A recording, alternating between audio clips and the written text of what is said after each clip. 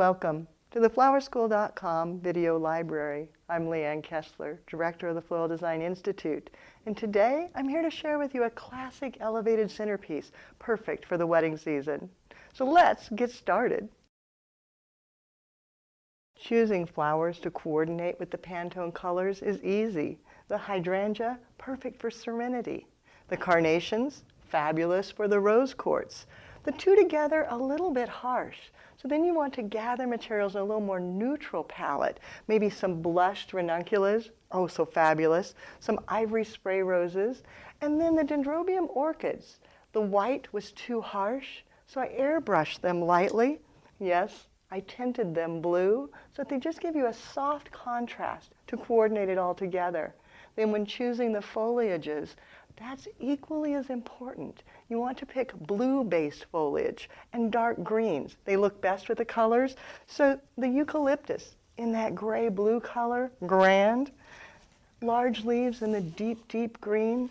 Not to use the yellow-based foliages. Anything with that yellow, creamy color isn't going to look good. So stick with the blue-based greens. Then take care of them using your flower food. Bit of quick dip, that will all keep it happy and long-lasting throughout the life of the design.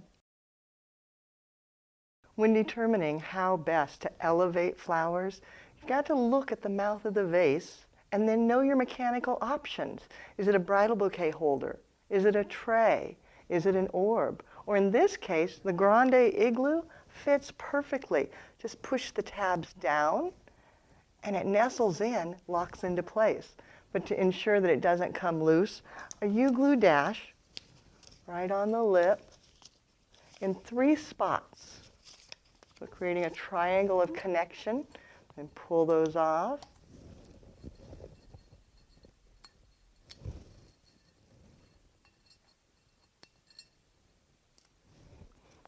And then set it in place.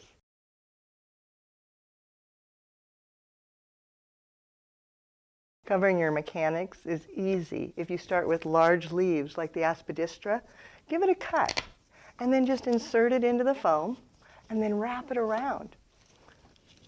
Bring it all the way back around upon itself and then hairpinning it in place using a greening pen. You can repeat that. The plumosa does that very well as also, and just give it a cut. And then you can even pierce through the leaf, wrap it around. You can see it starts hiding all your mechanics very quickly. Then pin it.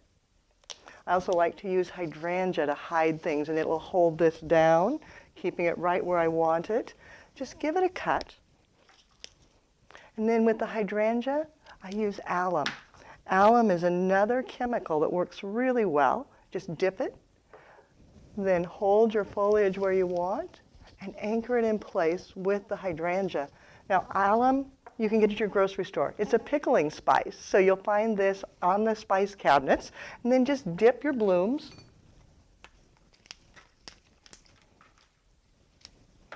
So they've been quick dipped at processing and then alum dipped when I design.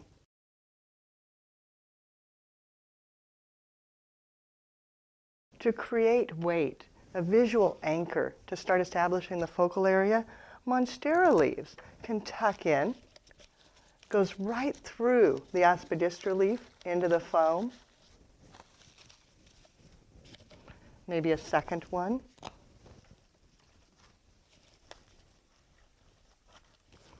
And then dendrobium orchids to give flowing movement outward in the design.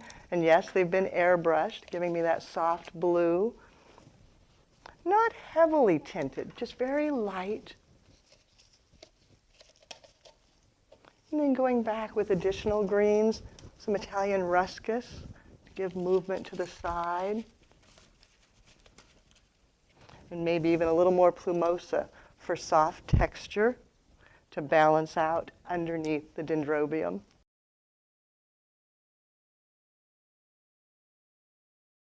To finish the design, the carnations help bring the pink in and add some basing mechanics, keeping them very, very, very short, and then tucking them in so that they give you a little bit of contrast in color.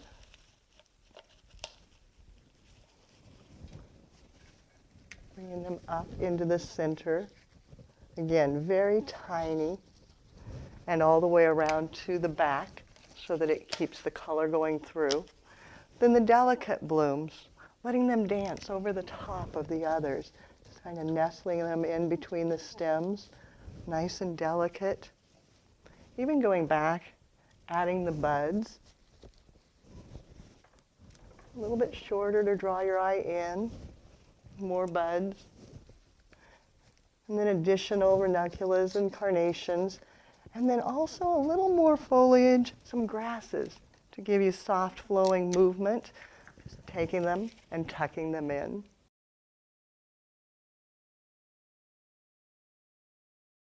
I saved the eucalyptus for last so that that beautiful blue-gray color would show well. Just breaking it down and then looking for little spots in the design that you can insert. Let it show. Bring in another.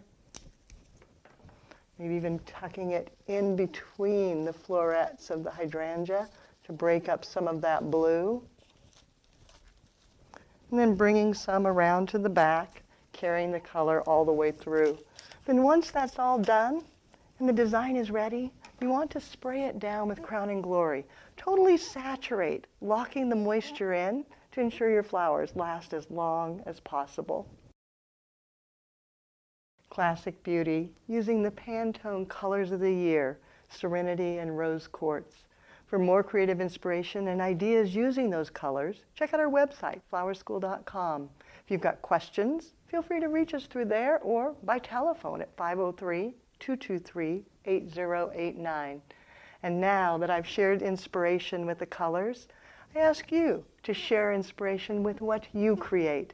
You can email it to me at Leanne, Leanne, at floraldesigninstitute.com. Or better yet, share it with everyone by hashtagging Floral Design Institute. Now it's your turn. Have fun and do something you love.